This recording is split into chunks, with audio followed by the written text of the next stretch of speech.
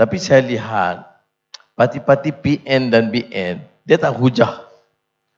Dia hanya menyatakan stabil, satu. Keduanya tentang fitnah terhadap parti-parti dalam Pakatan Harapan, khususnya DAP. Ya. Dan termasuklah komunis. Saya tak mahu ulas sebab itu. Kerana kenyataan itu tidak bertanggungjawab dan berunsur fitnah. Kerana kalau betul ada proses undang-undang. Inilah orang yang dalam PAS yang satu ketika peluk Kit Siang dan peluk Guan Eng, dan sekarang baru dia sedar yang dia peluk itu komunis. Baik. Kemudian yang isu yang saya tengok banyak dibangkitkan, saya tanya di sini, tadi saya singgah warung makan, dia kata pasal ICER. Pasal apa? PH. Sokong ICER. Saudara, boleh tanya, apa keputusan kita pasal itu? Kabinet bawa, tak bawa runding. Yang bawa adalah Menteri Luar, Saifuddin Abdullah. Pasal apa nak salahkan semua orang lain? Tak dibincangkan. Yang bawa Saifuddin Abdullah. Saifuddin Abdullah itu sekarang sekutu PAS dan Bersatu. Jujur ke tidak? Tak jujur. Kalau nak tanya-tanya Saifuddin, dia yang jadi tali barut bawa tanpa rundingan. Dengan Wetamurti yang bukan dari PH. Ya, oh ya betul, Mahathir luluskan. Tapi soal lainnya itu. Apa yang berlaku di Parlimen? Bila dibentangkan, saya runding dengan kawan-kawan, DAP, Amanah Keadilan untuk amal masa itu, dan mengatakan, kita minta tangguh supaya dibincang, orang kena faham. Ya. Ini orang tak tahu. Yang dengar dia kata ICER ini rencana antarabangsa, tolak Melayu, tolak Islam, liberal LGBT. Itu saja yang dia faham. Jadi saya kata, kalau tak betul, beri ruang kita bincang. Tapi yang buat ni siapa? Saifuddin Abdullah. Siapa dia Saifuddin Abdullah? Sekutu PAS. Dah bersatu sekarang. Pasal apa nak salahkan PH? Dan kemudian tak salahkan pula Saifuddin Abdullah. Kamu pergi pula kempen untuk dia. Tak bohong ke macam ni? Memperbodohkan rakyat. Masalah dalam politik ini, rakyat terutama anak-anak muda mesti dicerahkan. Didedahkan dengan makluman. Rakyat tidak boleh diperbodohkan sampai lama-lama. Kita kata, apa ada masalah pilihan raya ni? Harga barang naik. Naik ke turun harga barang? Naik. Gaji dan upah naik atau turun? Naik benda. Silap jawab tu. Ya, mana gaji upah paling tidak naik. Harga barang naik. Jadi hidup susah tak? Ya. Jadi merdeka, pemimpin-pemimpin berpoya-poya, yang Mat sebut tu sebagian kecil saja. Sebut salah agensi. Termasuk agensi Mimi Putra. Yang hidup Melayu, nak bela nasib Melayu. Felkra, curi duit. Felda, FGV, curi duit. Pertahanan lagi. Marah hilang duit. Tapi bila bercakap, DAP nak hapuskan Yang Mimi Putra. Saudara, sebab tu saya kata, Ustaz Hadi dan PAS patut jujur. Tahun 2008, ada dokumen. Iaitu menegaskan soal Islam, agama persekutuan, bahasa Melayu, hak sebenar orang Melayu dan raja-raja Melayu. Siapa sign? Lim Kit Siang bagi pihak DAP. Siapa lagi sign? Anwar bagi pihak Keadilan. Siapa lagi? Ustaz Hadi Awang bagi pihak PAS. Sign. Takkan dia tak ingat? Kemudian bagi tahu pula, oh tak ada. Dia orang ni tolak perlembagaan. Janganlah begitu. Kita pula mewakili parti Islam. Janganlah sampai macam tu. Boleh beda pendapat. Anwar tak layak jadi Perdana Menteri. Tak apa. Itu pandangan dia. Tapi kalau Anwar sokong Freemason, itu fitnah. DAP tak pentingkan masalah rakyat. Kita boleh jawab.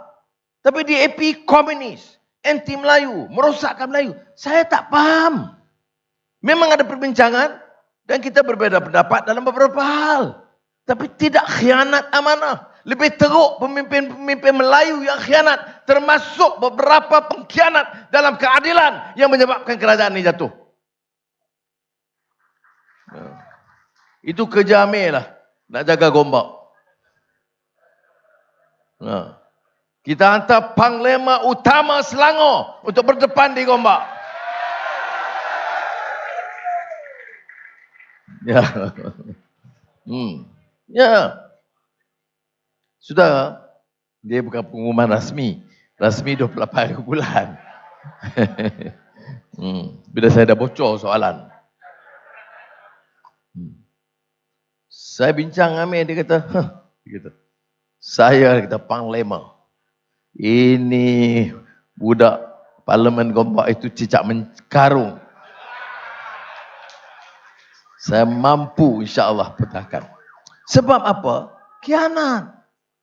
Ingat khutbah jemaat baru-baru ni. Apa dua masalah paling besar? Pengkhianat dan perasuah. Dua P. Khutbah jemaat di Selangor. Siapa yang perasuah dan pengkhianat? Tahu. Tapi boleh pula pakat dengan PAS. Saya tak faham. Jadi sebab itu kita kena jelas. Tanya saya, pilihan raya, memang semua kita nak menang. Tapi kita bawa penyelesaian. Barisan Nasional, Keperikatan Nasional, apa yang ubahnya? Menteri 70 paling banyak di dunia. PKP paling lama di dunia. Tak ada istimewa apa. Orang nak mata ke darah pun susah. Nak hidup pun susah. Tak mau dengar pandangan orang. Mereka tahu semua. Kita ingat kau ubah daripada Muhyiddin ke Ismail Sabri. Kurangkan menteri, tak. Dia tambah lagi duta khas. Dia tambah lagi penasihat kepada Perdana Menteri. Apa tak cerdik benar Perdana Menteri. Saya kena cari penasihat ramai-ramai ni. Kalau tanya apa yang nasihat dia bagi, tak ada pun. Pejabat pun tak bagi, tak pergi. Tapi yang bagi RM50,000 sebulan. Saudara, apa jadi pada negara kita ni? Belajar daripada kawan seorang yang di Kajang. Saya dulu di Sungai Buloh. Tapi kawan saya sekarang di Kajang. Kalaulah kita ada kesilapan, ya Allah, mintalah disimpang. Janganlah terbeban dengan masalah itu. Tak ada pengajaran. 1MDB bangkit, bilion ringgit kena bayar. Bongkar pula LCS. Tak selesai LCS, bangkit pula 18-17 bilion DNB. Kita tak tuduh, kita tanya, kontrak, tender, mana? Pasal apa dapat syarikat A?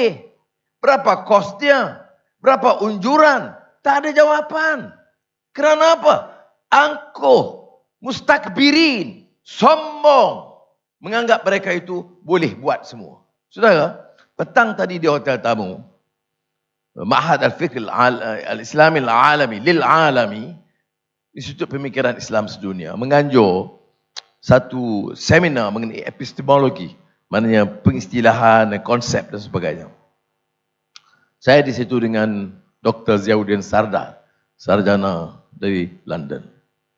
Jadi bila saya berucap, saya teringat. Tajuk dia, ignorance. Kejahilan, apa makna dia? Maknanya seluruh hidup dan perjuangan agama Islam ini adalah menolak era jahiliyah. Era jahiliyah itu bukan soal menyekutukan Tuhan sahaja. Dia mendamba perubahan. Apa kata Abul Hasan Ali Nadwi? Maulana Abul Hasan Ali Nadwi. Dia kata, sekarang bukan masyarakat jahiliyah. Tetapi ciri masyarakat jahiliyah itu ada. Dengan characteristics of a jahiliyah society. Zalim, menindas orang, guna politik kaum. Islam itu meninggalkan politik perkauman. Hijratun Nabi Muhammad SAW itu meninggalkan kabilah Arab yang sempit dan meletakkan dasar keadilan. Kata Maulana Abul Hasan Ali Nadwi, 3 ciri masyarakat jahiliyah. Walaupun kita tahu masyarakat sekarang bukan masyarakat jahiliyah dalam arti kata Mekah sebelum itu. Ciri dia, karakteristik dia ada. Apa dia? Yang pertama, orang yang berkuasa. Bila dia ada kuasa, dia ingat dia punya kuasa semuanya. Atur media, kontrol. Badan penguasaan. Dia nak kontrol polis, nak kontrol SPRM, nak kontrol badan kehakiman. Dia ini seolah-olah ciri seperti Firaun. Ana rabbukumul a'la. Seolah aku Tuhan. Kerja dia zalim. Menindas orang. Siapa berbeza pendapat ditekan. Ciri pertama, yang berkuasa. Yang kedua, mengikut Maulana Abdul Hasan Ali Nadwi, ciri jahiliyah ini, orang yang punyai ilmu, yang menguasai ilmu. Zaman jahiliyah ni bukan tidak ada orang pandai, ada. Ada orang kata zaman jahiliyah ni orang bodoh, ada. Ada dalam, tengok surah Syu'ara, penyair-penyair, kerja dia mengampu. Kerja dia syair yang mengampu, mendewakan pemimpin-pemimpin yang zalim. Menggunakan ilmu, memutarbelitkan. Macam saya sebut ni Profesor Kangkung ni. Bukan untuk mendidik. Bukan untuk berikan penerangan dan pencerahan. Mengampu kerana mempertahankan kedudukan mereka. Jadi ilmu tidak digunakan untuk menegakkan kebenaran dan keadilan. Tetapi ilmu digunakan untuk memutarbelitkan kenyataan dan mengelirukan rakyat. Ciri yang kedua. Orang yang berilmu. Ciri ketiga. Orang yang berharta. Dia ada harta. Kumpul harta. Riba. Ada gedung-gedung besar. Untungnya ratus juta. Tapi pekerja di bawahnya itu seperti hamba. Gaji paling minima. Nak makan pun tak cukup. Tapi syarikat kaya ratusan juta ringgit.